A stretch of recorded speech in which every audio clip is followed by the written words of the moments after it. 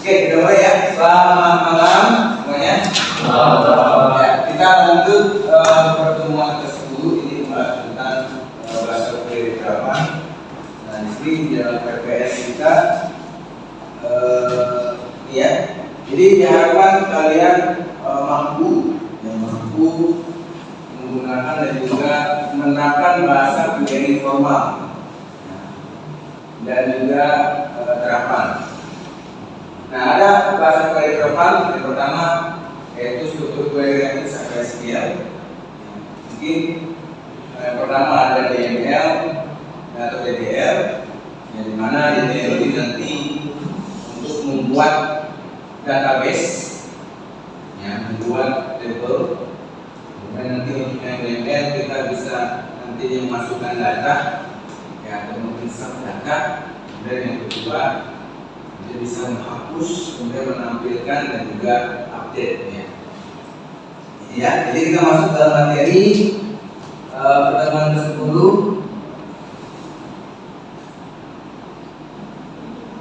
Ya. Jadi struktur query yang di sini merupakan bahasa query terapan yang banyak digunakan dalam membuat suatu database, ya, dalam aplikasi edukasi dengan basis data.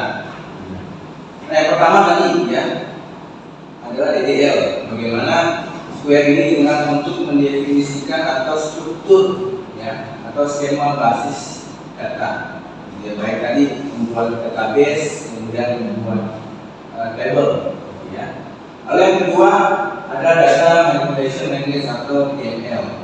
Nah, ini untuk manajemen data, ya, atau mengolah data, ya, baik tadi menambahkan, kemudian menampilkan, kemudian menghapus dan juga mengubah atau mengedit data, ya.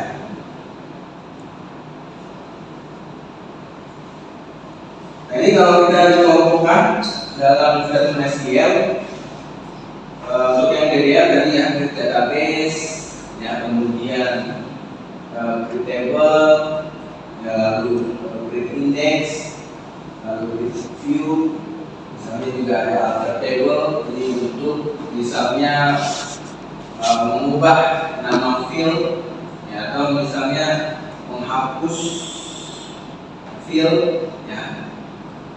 Kemudian bisa juga mengubah tipe data dan lain sebagainya. Itu menggunakan alter table, ya. Lalu yang kedua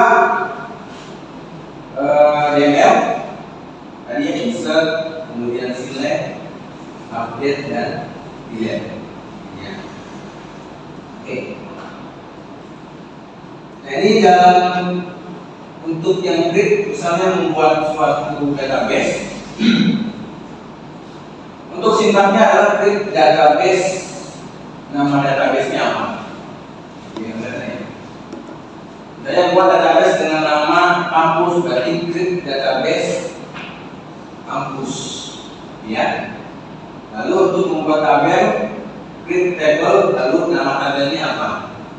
Ya, misalnya di situ membuat nama tabel mahasiswa, ya, berarti create table mahasiswa. Nah, dengan fieldnya ada in, ya, in, tipe datanya adalah chart, kemudian size 8, ya, kemudian nama tipe chart, size-nya 25, kemudian alamat tipe chart, size-nya 30. Jadi nanti kita membuat satu table, yaitu tabel mahasiswa dengan 3 kolom, ya, atau 3 field, jadi nama dan alamat, ya.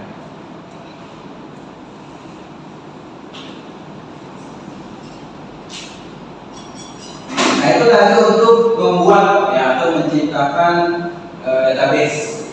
Nah, kemudian bagaimana kalau kita ingin menghapus database? Yang caranya, sintaknya adalah drop database, nama database-nya apa? Nah, tadi kalau tadi kita buat database kampus, berarti kalau kita ingin menghapus database tersebut, berarti drop database kampus, ya. Kemudian untuk menghapus table, berarti drop table, nama table. Tadi kita buat tabel mahasiswa, berarti drop label mahasiswa. Ya, nah itu adalah perintah drop yang untuk menghapus database, menghapus label dan lain sebagainya.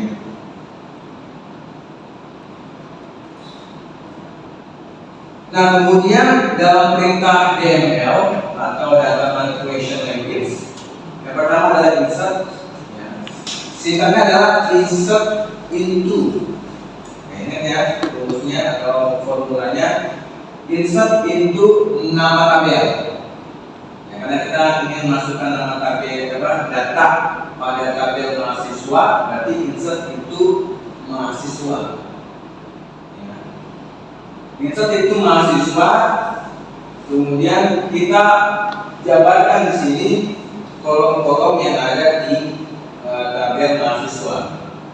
Ya, tadi kan ada NIM, kemudian ada nama, ya. Jadi insert itu mahasiswa, NIM, nama, alamat, ini nama field.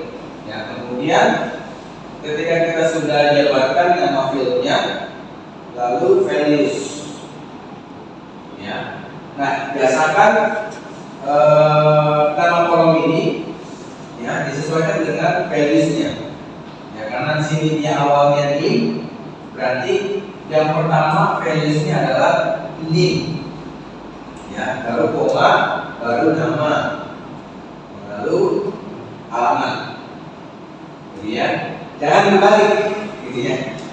Di sini NIM, nama, alamat, ternyata di sini misalnya Nurhayati, kemudian NIM-nya, lalu alamat, nanti akan tertampung di datanya, NIM-nya jadi nama. Ya, salah ya. Jadi harus disesuaikan dengan urutannya. Ya. Nah, sebenarnya cara seperti ini bisa atau langsung juga bisa. Ya, misalnya langsung insert itu mahasiswa, langsung values kemudian apa isinya, tapi yang menjadi pikiran kita harus hafal urutan yang ada di kolom tabel tersebut. Ya, kalau seperti ini kita bisa mengikuti yang ada di sini. Ya, kalau misalnya di sini kamu buat nama, kemudian NIM, lalu alamat, berarti sini juga harus ikuti nama, NIM, alamat. Jadi nanti dia akan mengisi sesuai dengan urutannya. Jadi ya, nah itu perintah pertama dalam DML untuk memasukkan data. Ya. Nah, selanjutnya update. Ya, ini untuk mengubah data, ya, atau mengedit data. Sifatnya adalah update nama tabelnya, ya, kemudian set, ya, lalu kolom apa yang kita ingin set datanya, ya, lalu isinya, kemudian where, ya, parameternya apa, ya, kondisinya. Nah, misalnya kita ingin mengganti alamat menjadi Depok untuk mahasiswa yang memiliki NIM 102963832. Jadi NIM yang ini nantinya akan berubah alamatnya menjadi Depok. Ya. Caranya tadi update mahasiswa, set nama kolom, karena kita ingin update atau mengganti data alamat pada NIM sekian. Jadi kita set alamat dia menjadi Depok sekian. Nah, where NIM 10/9/32. Jadi nanti NIM ini yang alamatnya akan terganti alamatnya. Ya. Jadi tidak semua yang terganti alamatnya. Ya. Nah, biasanya kalau untuk mengupdate data itu harus yang memiliki kondisi yang unik. Tahu intinya? Apa unik? ini? Berbeda. Ya, berbeda. Gak ada sama. Kira-kira yang kalian satu kelasnya yang sama tidak? Gak ada ya. Berbeda. Baik kelas ini maupun di kelas yang lain, ya semester 1 sampai semester 8, NIM-nya tidak ada yang sama. Ya. Nah, ini yang menjadi parameternya. Jadi cari data yang milik. Ya. Kalau misalnya kita parameternya adalah nama, gitu ya, mungkin nama yang sama. Ya, misalnya satu kampus ini di kampus Simone gitu ya, ada nama Budi. Ya, ada dua Budi, kelas malam sama kelas pagi. Gitu ya. Nah, saya ingin mengganti alamat Budi yang kelas pagi. Tapi ketika saya membuat parameternya nama, yang saya where nama Budi. Jadi nanti yang terganti alamatnya adalah semua yang namanya Budi alamatnya terganti. Gitu ya. Nah, itu yang salah, gitu ya. Karena kita tidak sesuai yang kita ingin ganti. Ya, jadi tadi harus diingat ya, untuk parameternya harus yang unik, gitu ya. Ya, agar tidak terjadi kesalahan ya dalam mungkin mau menghapus data, gitu ya, misalnya ada kalian kerja sesuatu organisasi lain misalnya, ternyata data ini karena mungkin dia sudah resign ya, atau sudah keluar, gitu ya. Nah, ternyata yang dihapus masih kerja orangnya, gitu ya. Nah, itu bahaya, gitu ya. Nah, sama ya, jadi update year itu menggunakan parameter ya, ada kondisi. Nah, kalau untuk yang year untuk menghapus suatu data, sintaknya adalah data from ya. Lalu nama tabel apa kita ingin menghapus datanya.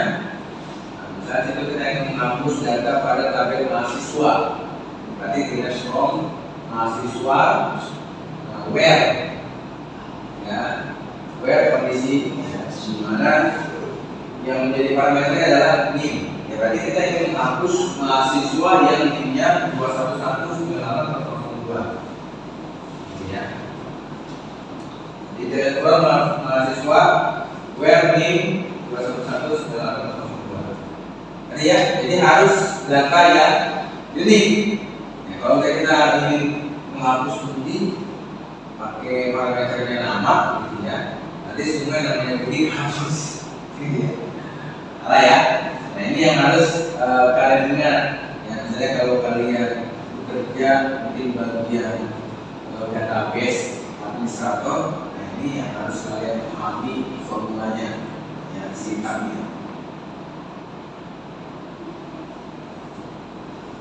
Nah, ini contoh, misalnya ada 3 tabel. Yang pertama tabel mahasiswa, dan kemudian tabel nilai. Lalu yang ketiga adalah tabel mata kuliah. Ya. Nah, kita ingin mengerjakan perintah menggunakan select. Tadi kan kita sudah insert, lalu update, kemudian delete. Ya. Nah, sekarang select ini untuk menampilkan data, ya, atau membaca. Nah, kalau kita ingin menampilkan mata kuliah SKS-nya 2, berarti, nah di sini kan hanya menampilkan nama mata kuliahnya saja ya. Berarti select nama mata kuliah from nama tabel. Ya, nama tabel adalah mata kuliah. Nah, where apa kondisinya? Ini ya. Where yang menjadi parameternya adalah SKS. SKS yang 2. Nanti akan tampil ya, benar ya. Berarti sistem data dan Pancasila yang SKS-nya 2. Ya.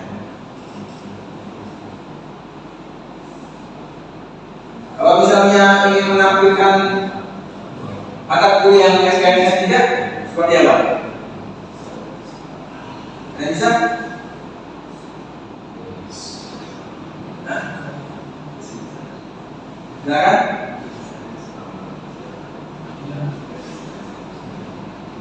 Ada bisa?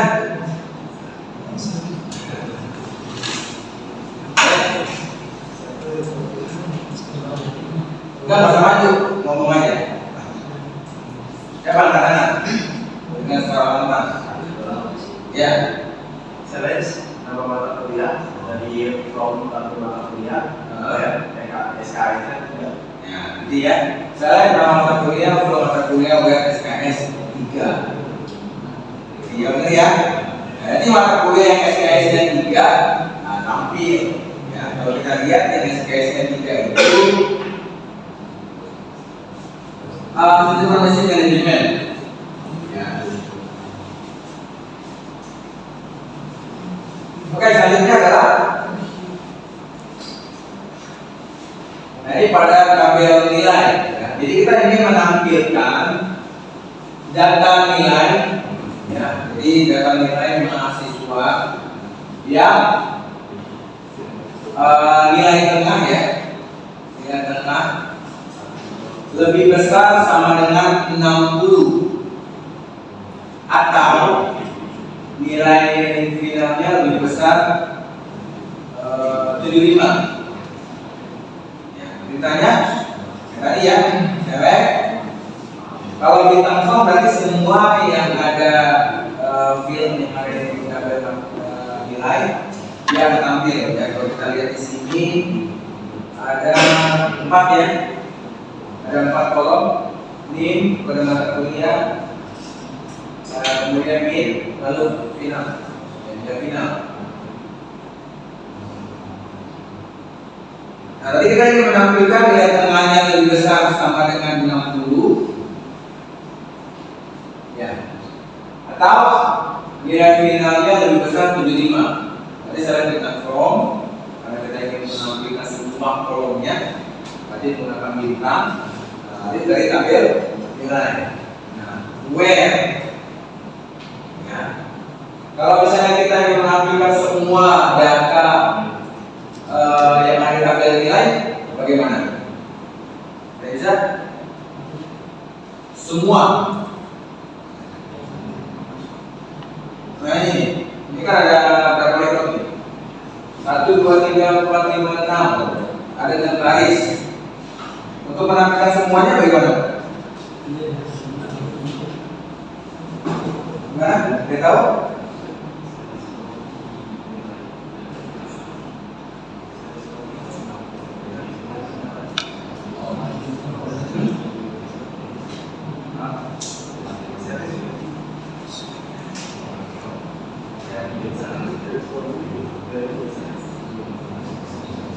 Tahu? Pak? Nampilkan semua data pada tabel nilai, semuanya. Saya dengan kom nilai cukup. Ya, ya. Saya dengan kom nilai. Ya, artinya akan menampilkan semua data yang ada di tabel nilai. Nah, karena di sini kita ada parameternya, ya ada kondisi di mana ini menampilkan mahasiswa yang nilainya lebih besar sama dengan 60. Ya. Nah, kalau kita lihat di sini ada 4 mahasiswa yang nilainya 60, nilainya di atas 60. Ya. Atau finalnya lebih 75. Ya. Ini seharusnya bisa sama dengan ya, kalau misalnya 75, oh sorry, benar. Karena di sini menggunakan atau. Ada yang ingat rumus atau? Ada yang ingat di semester sebelumnya? Apa? Kalau atau itu? Logika O atau logika N? Nah ini kan logika O nih. Jika apa dia bernilai benar?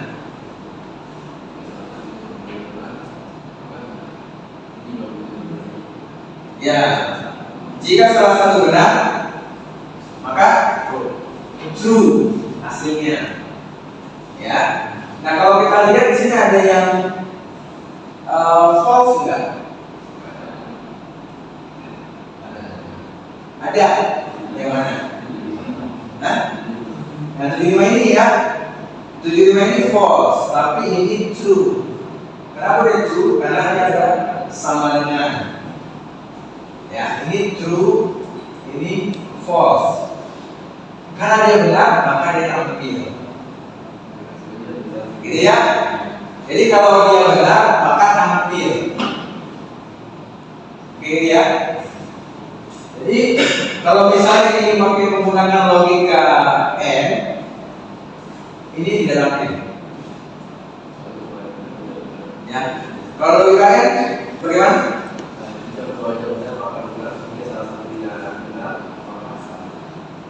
Jika hanya satu yang benar, maka harus salah.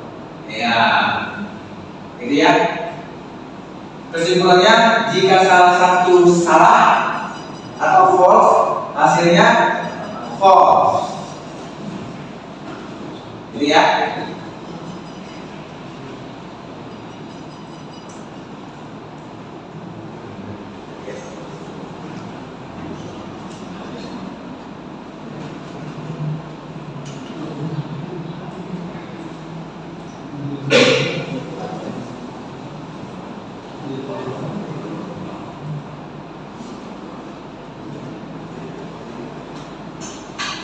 Oke, siapa yang bisa? Saya ingin menampilkan mahasiswa yang tinggal atau yang beralamat di Jakarta. Saya bisa angkat tangan dengan suara tenang.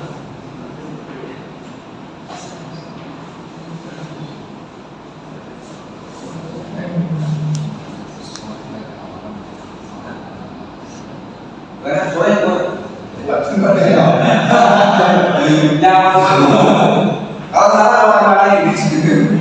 Select bintang from mahasiswa beralamat sama dengan Jakarta. Benar? Benar ya?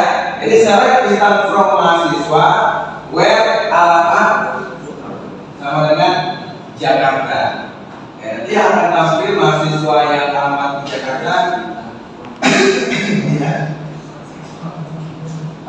Nurayati dan Astuti. Jadi ya.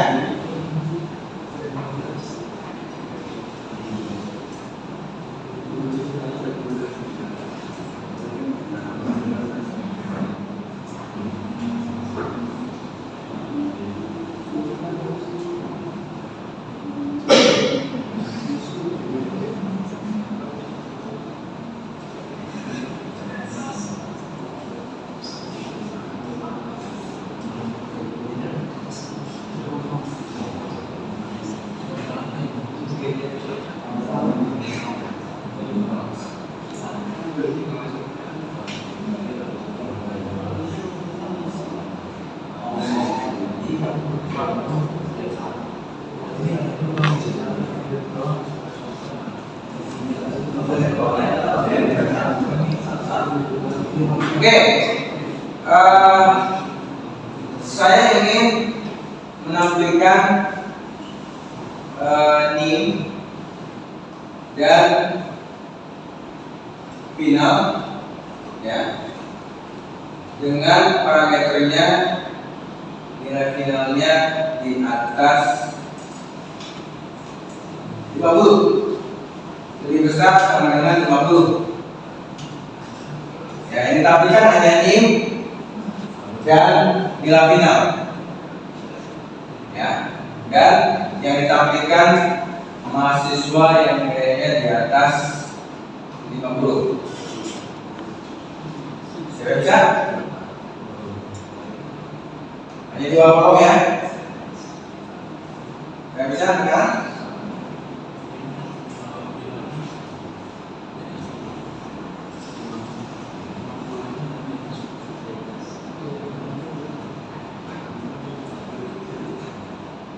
Ayo.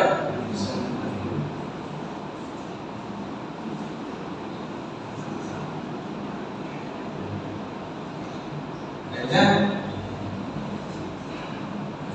Select.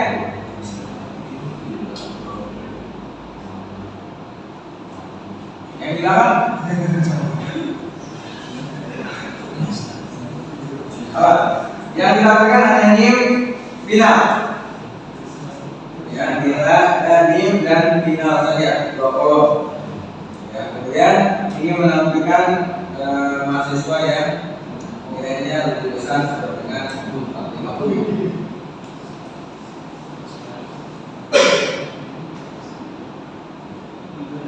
Gimana?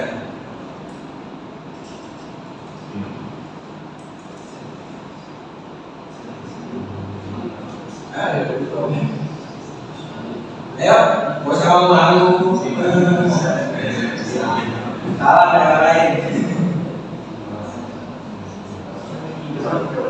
Ya, silakan. Yang keras. Select NIM for final from tabel design where fibers lebih kalau sebesar 20. Select NIM, Final final from tabel nilai where lebih kalau sebesar 20. final ya, final lebih besar sama dengan 50. Ya, yang tinggal finalnya. Karena kita parameternya adalah final. Ya. Ya. Oke, kira-kira pertanyaan? Bisa ya?